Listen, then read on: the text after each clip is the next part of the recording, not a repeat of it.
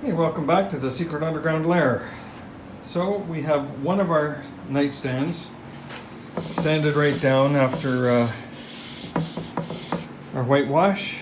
We peeled back some of that whitewash to reveal the grain, and what it appears to be is we now have a negative image of the wood.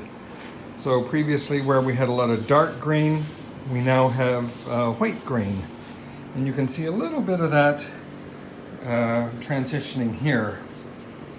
Well, previously we had all dark grain, now we have pretty much all white grain, so it almost looks like the wood has become a negative of itself. That's the look we're going for. So that's one table done. Today's adventure, finish the sanding on the other table, and then we can start applying some urethane.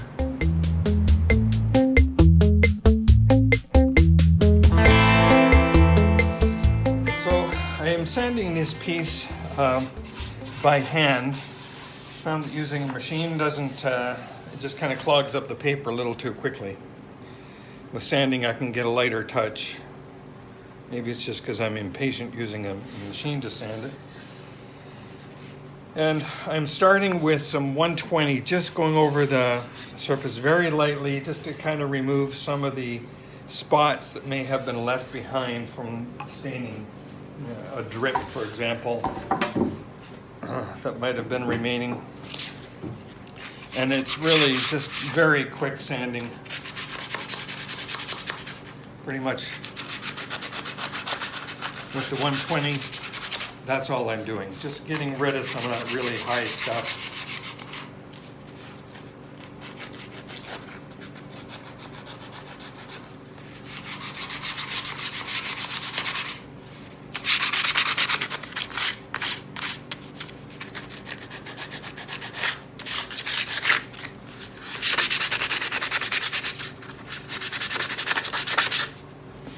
And then onto the 120.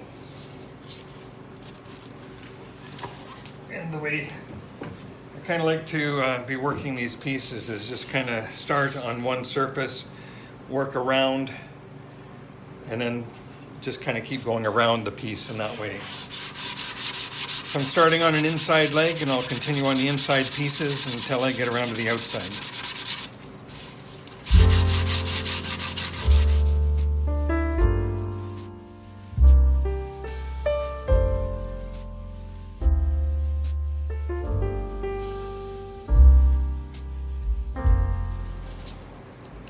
One of the challenges is the sandpaper tends to clog up pretty quickly.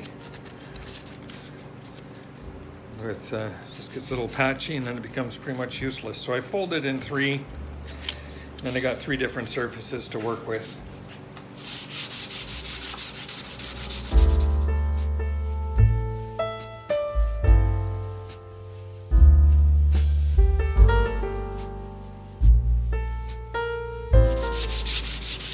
I'm sanding the piece down until I get rid of the, I refer to it kind of as a haziness that's over the red oak. When that haziness is gone and I can just see the red oak, then I'm done. That does leave the white stain in the pores, but leaves the red oak available to kind of take that finish, soak up the urethane, and kind of bring out the red.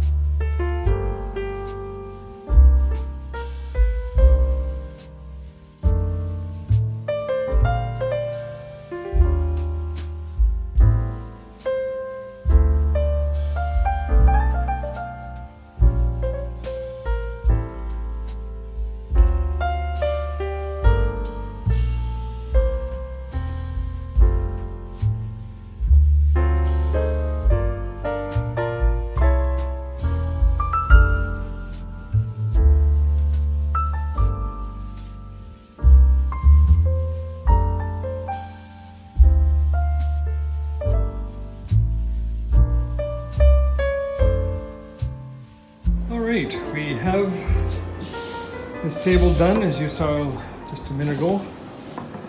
We now have our second table completely sanded. This has been a lot of sanding, and I'm thinking in hindsight, what would I do a little differently?